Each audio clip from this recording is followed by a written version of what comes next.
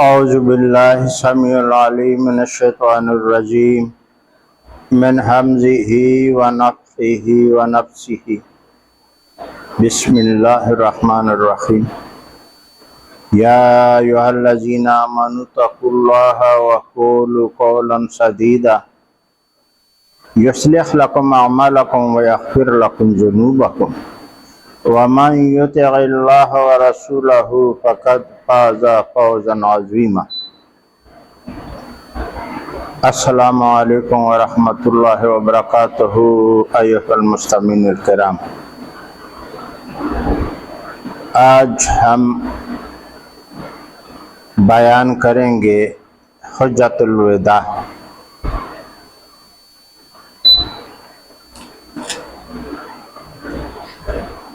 اسے حجۃ البلاغ بھی کہتے ہیں، حجۃ الاسلام اور حجۃ الوداع بھی کہا جاتا ہے،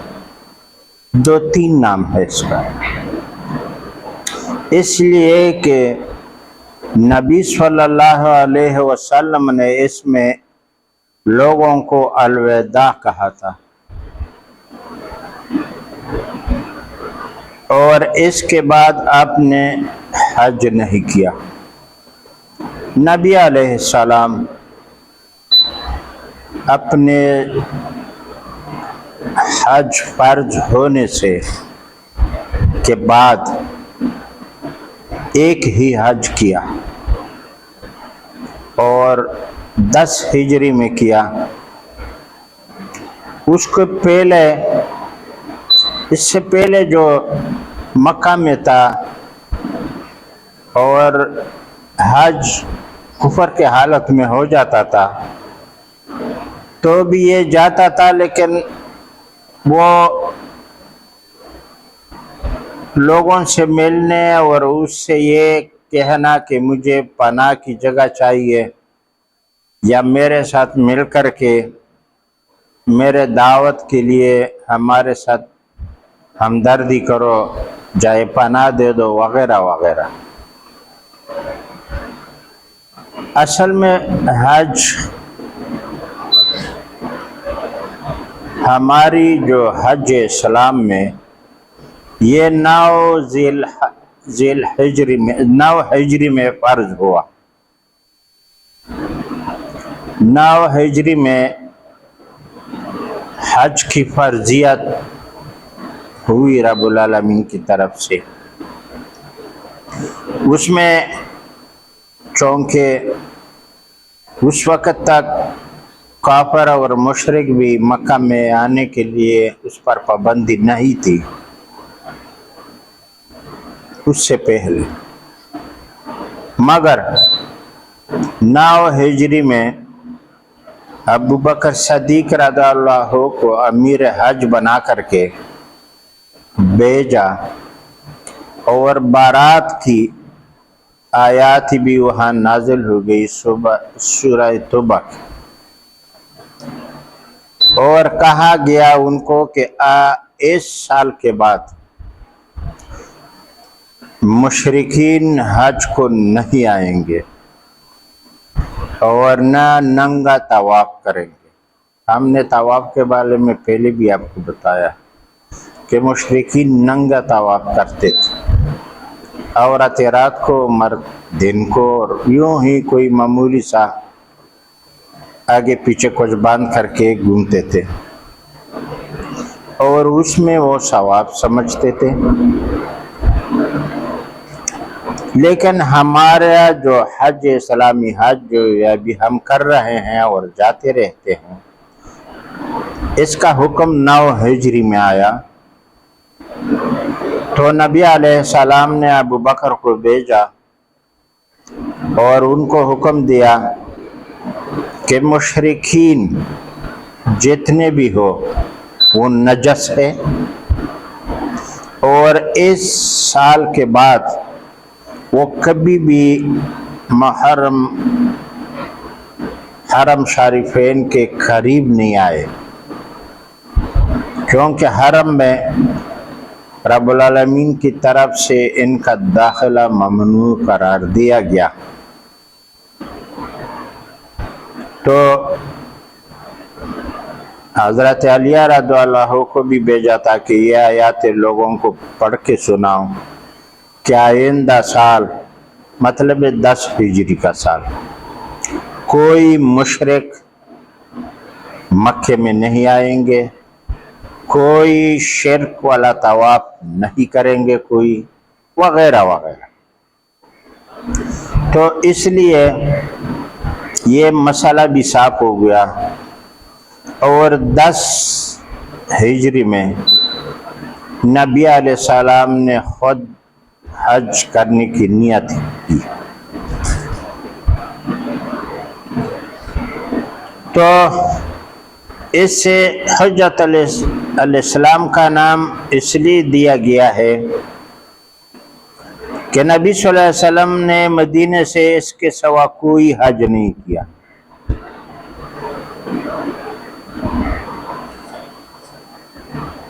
لیکن آپ نے ہجرت سے قبل، نبوت سے پہلے اور بعد کئی دفعہ حج کو جگہ پر گئے تھے مشرکین کے زمانہ میں۔ بعض کا قول ہے کہ حج کا فریضہ اسی سال نازل ہوا ہے، یعنی 10 ہجری کو۔ بعض کہتے ہیں کہ نہیں، 9 ہجری کو نازل ہوا، اور یہ صحیح ہے یہ قول۔ حج کا فریضہ 9 ہجری میں ہی نازل ہوا، اور بعض کہتے ہیں کہ 6 ہجری میں، لیکن یہ قول صحیح نہیں۔ اور اس سے حجۃ البلاغ کا نام اس لیے دیا گیا ہے کہ نبی صلی اللہ علیہ وسلم نے حج میں قولاً اور فعلاً لوگوں کو اللہ تعالیٰ کی شریعت پہنچا دی۔ اللہ تعالیٰ نے جو شریعت نازل کی تھی وہ پورا بھی پہنچا دی گئی، اور اسلام کے تمام دہائم وقود اعداء کو آپ نے واضح کر دیا۔ پس جب آپ نے ان کے لیے حج کی قوانین بیان کر دیے تھے تو اور اس کی تشریح و توضیح کر دی،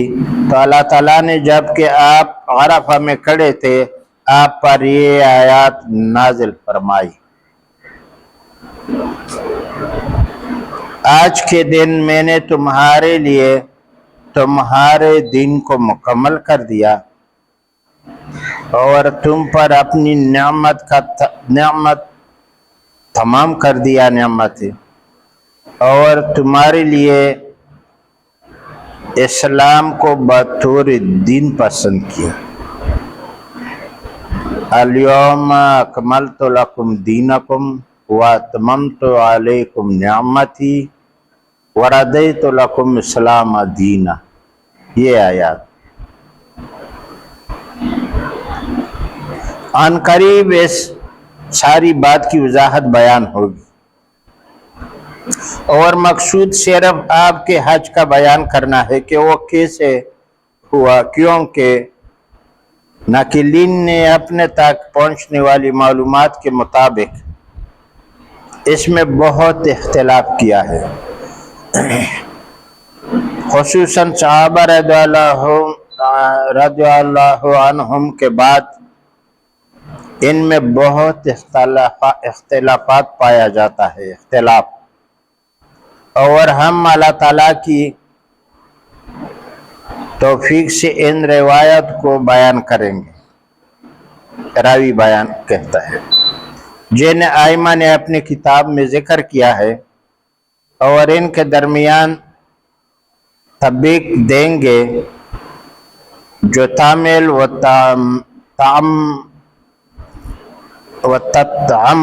تدعم کرنے والوں اور حدیث کے دونوں طریق کے درمیان موافقت پیدا کرنے والوں اور اس کے معنی سمجھنے والوں کو ٹھنڈک پہنچائی جائے انشاءاللہ۔ متقدمین و متأخرین ائمہ میں سے بہت سے لوگوں نے رسول اللہ صلی اللہ علیہ وسلم کے حج کے متعلق بہت اہتمام کیا ہے، اور علامہ ابو محمد بن حزم اندلسی رحمۃ اللہ علیہ نے حجۃ الوداع کے متعلق ایک جلد لکھی ہے پورا، جس کے اکثر حصہ کو اس نے بہت عمدگی سے لکھا ہے، اور اس میں انہیں کچھ اوہام بھی پڑے جنہیں ہم نے اپنے اپنے موقع پر بیان کر دیا۔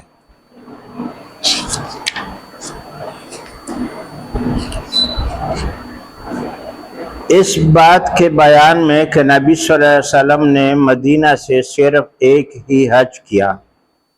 اور اس سے قبل آپ نے 3 عمرے کیے ہیں، یہ صحیح بات ہے۔ نبی علیہ السلام نے اپنے وقت میں صرف ایک ہی حج کیا ہے، مرنے تک، وفات ہونے تک، اور اس کے قبل آپ نے 3 عمرے کیے ہیں، ایک اس حج کے ساتھ، دوسرا عمرۃ القضاء جو 7 ہجری میں تھا، اور تیسرا جو حنین سے انہوں نے جعرانہ سے کیا تھا، وہ چوتھا بھی لوگ گنتے ہیں حدیبہ کا، لیکن اس میں اس لیے صحیح نہیں ہے کہ وہ تو حرم میں گئے ہی نہیں ہے، طواف نہیں کیا، صفا مروہ نہیں کیا وغیرہ وغیرہ، تو عمرہ کیسے ہو جاتا ہے؟ بعض لوگ ان کو بھی ساتھ گن کر کے 4 بتاتے ہیں، لیکن اصل حقیقت 3 کا ہی۔ بخاری اور مسلم نے عن حدبہ عن حمام عن قتادہ عن انس روایت کیا ہے، اور بیان کرتے ہیں کہ رسول اللہ صلی اللہ علیہ وسلم نے 4 عمرے کیے ہیں، جیسے کہ میں نے ابھی بتایا، جو سب کے سب ذوالقعدہ میں ہوئے، سوائے اس کے جو آپ نے اپنے حج میں کیا۔ اور یونس بن بکیر نے عن عمرو بن زر عن مجاہد عن ابی ہریرہ رضی اللہ عنہ سے اس طرح روایت کیا ہے، اور سعد بن منصور نے عن الداودی عن حشام بن عروہ عن ابی عن عائشہ بیان کیا کہ حضرت عائشہ رضی اللہ عنہ نے فرمایا کہ نبی صلی اللہ علیہ وسلم نے 3 عمرے کیے، یہ قول بالکل صحیح ہے۔ ایک عمرہ شوال میں اور 2 ذی القعدہ میں، اور اسی طرح اسے ابن بکر نے بھی عن مالک عن عشام بن عروہ روایت کیا، اور امام احمد نے عمرو بن شعیب کی حدیث سے اس کے باپ اور دادا سے روایت کی ہے کہ نبی صلی اللہ علیہ وسلم نے 3 عمرے کیے ہیں، جو سب کے سب ذی القعدہ میں ہوئے۔ اور احمد بیان کرتے ہیں کہ ہم سے ابو ندر نے بیان کیا ہے کہ ہم سے داود یعنی عطار نے عن عمرو عن عکرمہ عن ابن عباس بیان کیا ہے کہ نبی صلی اللہ علیہ وسلم نے 4 عمرے کیے ہیں، عمرۃ الحدیبہ، عمرۃ القضاء، عمرۃ الجعرانہ، اور وہ عمرہ جو اپنے حج کے ساتھ کیا ہے۔ یہی اختلاف ہے، کچھ لوگوں نے وہ چوتھا عمرہ جو کہ وہ عمرے کا نعم البدل نہیں ہے وہ بھی بیان کرتے ہیں۔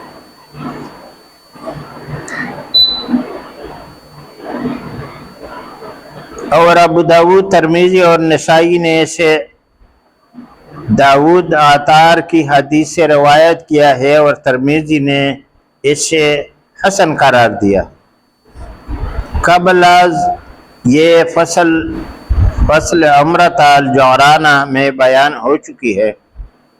اور ان قریب اس کی فصل میں بیان ہوگی، جس میں کسی کا یہ قول ہے کہ نبی صلی اللہ علیہ وسلم نے حج قرن کیا تھا۔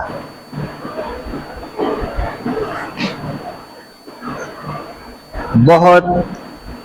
اس میں بھی اختلاف ہے کہ نبی علیہ السلام نے کون سا حج کیا تھا،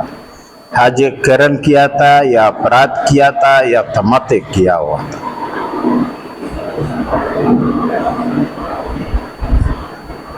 ان عمروں میں سے 4 عمرۃ الحدیبہ سے جس سے آپ کو روک دیا گیا تھا، پھر اس کے بعد عمرۃ القضاء ہے جسے عمرۃ القصاص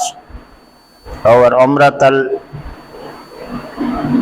القضیہ بھی کہا جاتا ہے۔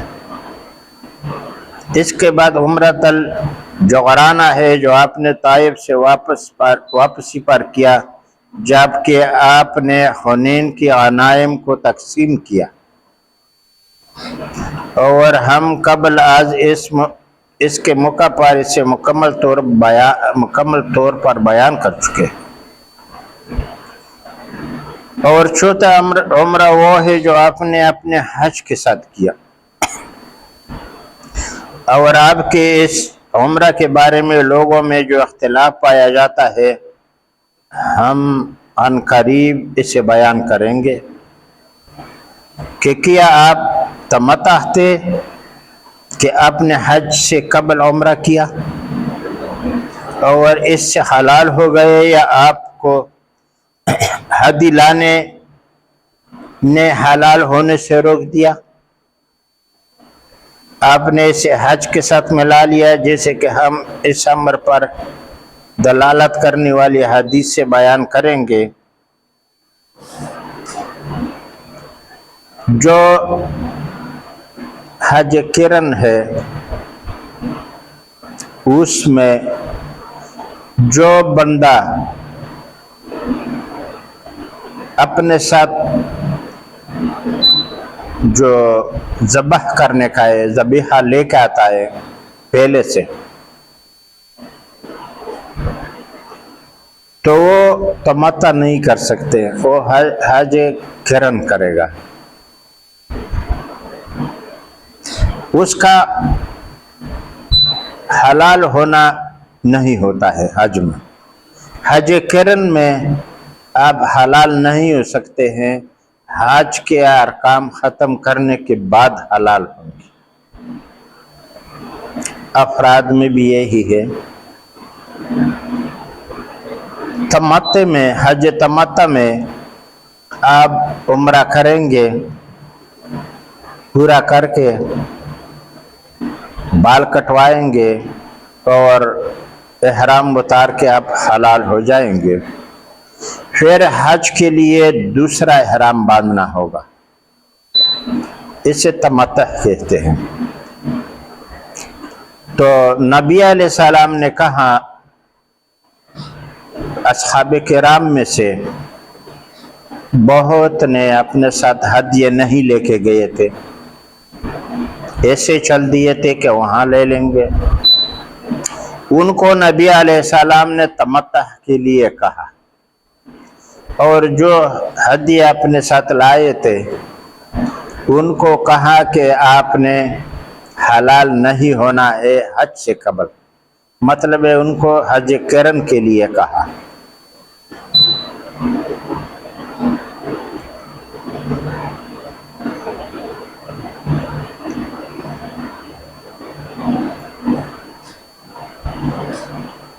ہم نے اس امر پر دلالت کرنے کے لیے والی حدیث سے اسے بیان کریں گے۔ آپ نے اسے حج سے الگ کیا، اور اسے حج کی ادائیگی کے بعد یہ بات وہ لوگ کہتے ہیں جو حج مفروض کے قائل ہے، جیسا کہ امام شافعی کے متعلق یہ بات مشہور ہے، اور ہم عن قریب اس کا بیان آپ کے حرام میں کریں گے کہ وہ مفرد تھا یا تمتع تھا۔ یقارن تھا۔ امام بخاری رحمۃ اللہ علیہ بیان کرتے ہیں کہ ہم سے عمرو بن خالد نے بیان کیا ہے کہ ہم سے زبیر نے بیان کیا ہے کہ ہم سے ابو اسحاق نے بیان کیا ہے کہ مجھ سے زید بن ارقم نے بیان کیا ہے کہ نبی صلی اللہ علیہ وسلم نے 19 غزوے کیے اور ہجرت کے بعد ایک حج کیا۔ ابو اسحاق بیان کرتا ہے کہ مکہ میں آپ نے ایک اور حج کیا، اور مسلم نے اسی زبیر کی حیثیت سے روایت کیا ہے، اور دونوں نے اس سے شعبہ کی حدیث سے بیان کیا ہے۔ بخاری اور اسرائیل نے تیسرے کا اضافہ کیا ہے، ان ابو اسحاق عمر بن عبداللہ اسبعی عن زید کہا ہے کہ نبی صلی اللہ علیہ وسلم نے مکہ میں حج کیا تھا۔ حج وہ فرض ہی نہیں تھا، حج کہاں سے کرتے، لیکن حج کے جگہ کو جاتے، لوگوں کو دعوت دیتے تھے، اور تاکہ کوئی بھی تو ہدایت پکڑے اس لیے، اور کوئی اس کو منع بھی نہیں کر رہے تھے، لیکن حج کے مناسک کے بارے میں اس کو فرضیت معلوم نہیں تھی اور نہ اس کو پتہ تھا۔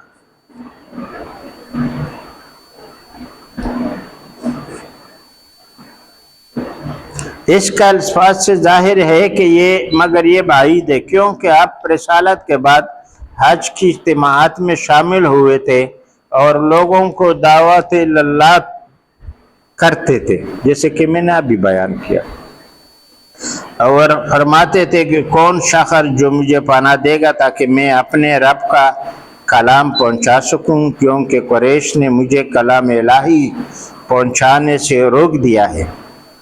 یہاں تک کہ اللہ تعالیٰ نے انصار کی ایک جماعت کو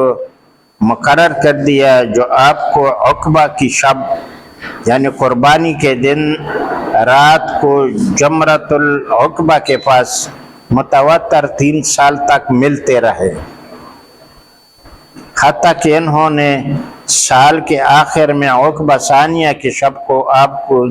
بیعت کر لی، اور یہ آپ کی ان کے ساتھ تیسری ملاقات تھی۔ اس کے بعد مدینہ کی طرف ہجرت ہو گئی، جیسا کہ ہم اس کے موقع پر اسے مفصل بیان کر چکے ہیں۔ اور جعفر بن محمد علی بن الحسین کی حدیث میں ہے کہ انہوں نے اپنے باپ سے حوالہ جابر بن عبداللہ بیان کی ہے کہ رسول اللہ صلی اللہ علیہ وسلم نے مدینہ میں 9 سال قیام کیا اور حج نہیں کیا۔ پھر آپ نے لوگوں میں حج کی منادی کر دی تو مدینہ میں سے بہت سے لوگ جمع ہو گئے، تو رسول اللہ صلی اللہ علیہ وسلم نے 25 یا 26 ذی القعدہ کو نکلے، اور جب آپ ذو الخلیفہ پہنچے تو آپ نے نماز پڑھی اور اپنی اونٹنی پر اپنی اچھی طرح بیٹھ گئے، اور جب وہ آپ کو ویرانے میں لے گئی تو آپ نے تلبیہ کہا اور ہم نے تسبیح پڑھی اور ہماری نیت حج کی تھی۔ عنقریب حدیث اپنی طوالت کے ساتھ بیان ہوگی جو صحیح مسلم میں ہے، اور یہ الفاظ بہقی کے ہے جو احمد بن حنبل کے طریق سے عن ابراہیم بن تہمان عن جعفر بن محمد بیان ہوئے۔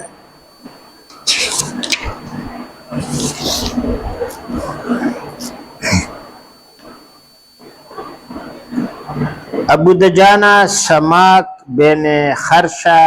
شعدی یا صباح بن غرفتہ غفاری کو مدینہ پر عامل مقرر کرنے کے بعد نبی علیہ السلام نے ابو دجانہ سماک ان کو مدینے میں عامل مقرر کیا نبی علیہ السلام کی حج کی روانگی کے بعد، تاکہ وہ وہاں انتظامی امور سنبھالے رہے اور پورے سارے امور چلاتے رہے، اس کا نگرانی کرتے رہے۔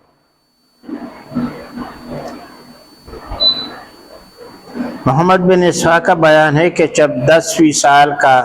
ذی القعدہ آیا تو رسول صلی اللہ علیہ وسلم نے حج کے لیے تیار ہوئے اور لوگوں کو بھی اس کی تیاری کا حکم دیا۔ پس عبد الرحمن بن قاسم نے اپنے باپ قاسم بن محمد سے بحوالہ عائشہ رضی اللہ عنہ مجھ سے بیان کیا ہے کہ 25ویں ذی القعدہ کو رسول اللہ صلی اللہ علیہ وسلم حج کے لیے روانہ ہوئے، اور یہ اسناد جد ہے، یعنی مضبوط ہے۔ امام مالک نے موطا میں یحییٰ بن سعد انصاری سے عن عائشہ روایت کی ہے، اور امام احمد نے اسے عبداللہ بن نمیر سے عن یحییٰ بن سعد انصاری عن عمرہ بیان کیا ہے، اور وہ شیخین سے ثابت ہے۔ اور سنن نسائی، ابن ماجہ اور مصنف ابن ابی شیبہ نے کئی طریق سے عن یحییٰ بن سعید انصاری عن عمرہ عن عائشہ روایت کی ہے۔ وہ فرماتی ہے کہ ہم 25 ذی القعدہ کو حج کی نیت سے رسول اللہ صلی اللہ علیہ وسلم کے ساتھ نکلے۔ عن قریب یہ حدیث اپنی طوالت کے ساتھ بیان ہوگی، اور امام بخاری بیان کرتے ہیں کہ ہم سے محمد بن ابی بکر المقدمی نے بیان کیا ہے کہ ہم سے فضیل بن سلیمان نے بیان کیا ہے کہ ہم سے موسیٰ بن عقبہ نے بیان کیا ہے کہ قریب نے مجھے حضرت ابن عباس سے خبر دی۔ یہ حوالے ہیں۔ رسول اللہ صلی اللہ علیہ وسلم کنگھی کرنے،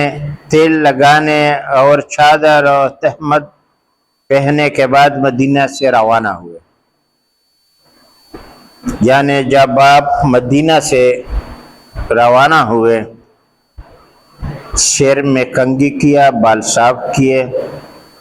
چادر بھی باندھا، تہمت بھی باندھا، اور مدینہ سے روانہ ہوئے،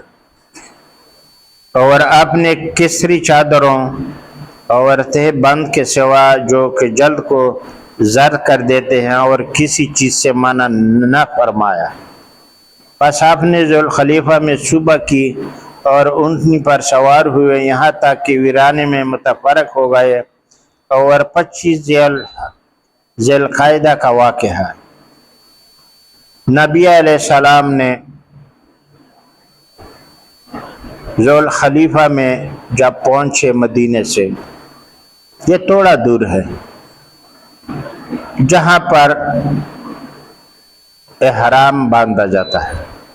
ابھی تو ابیار علی سے باندھتے ہیں لوگ، زیادہ تر لوگ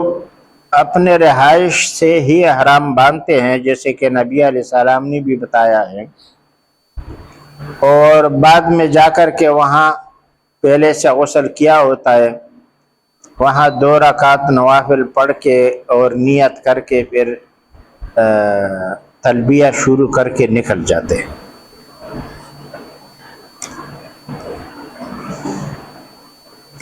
پس آپ 5 ذی الحجہ کو مکہ آئے، 25 کو نکلے تھے اور 5 ذی الحجہ کو مکہ آئے۔ امام بخاری اس حدیث کی روایت میں متفرد ہے، اور آپ کا یہ قول ہے۔ یہ 25 ذی القعدہ کا واقعہ ہے۔ اگر اس سے آپ کو مراد ذوالخلیفہ کے دن کا صبح ہے تو ابن حزم کے اپنے دعوے میں سچ ہے کہ آپ جمعرات کے روز مدینہ سے نکلے اور جمعہ کی شب آپ نے ذوالخلیفہ میں گزاری، اور جمعہ کے دن صبح آپ کو وہیں ہوئی، اور ذی القعدہ کا 25واں دن تھا،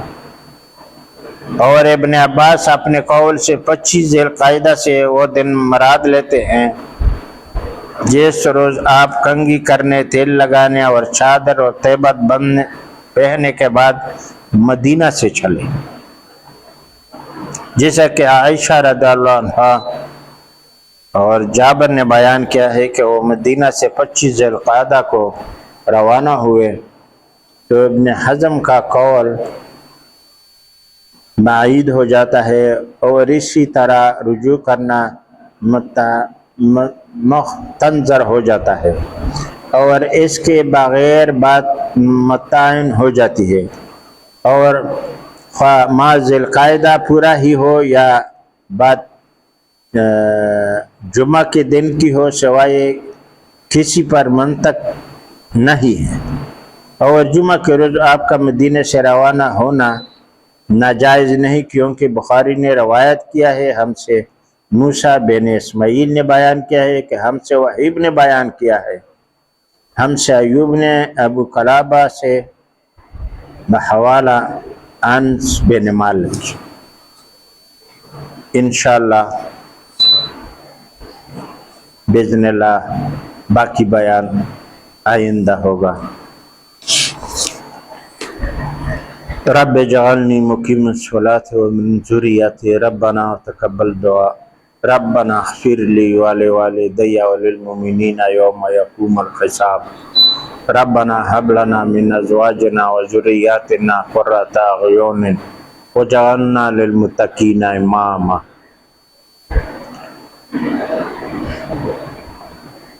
رب اللہم اجرنی من النار، اللہم اجرنی من النار، اللہم اجرنی من النار، اللہم انصرنا الاسلام والمسلمین، اللہم انصرنا المجاہدین المخلصین فی کل مکان، اللہم انصرنا المجاہدین المخلصین فی کل مکان، اللہم اعز الاسلام والمسلمین وذل کفار والمشرکین والملحدین والطواغیت والروافض والمجوسیہ، اللہم اغفر لی ولوالدی وللمؤمنین والمؤمنات والمسلمین والمسلمات الاحیاء منہم والاموات، اللہم اغفر لی ولوالدی وللمؤمنین والمؤمنات والمسلمین والمسلمات الاحیاء منہم والاموات، ربنا تقبل منا انک انت السمیع العلیم وتب علینا انک انت التواب الرحیم۔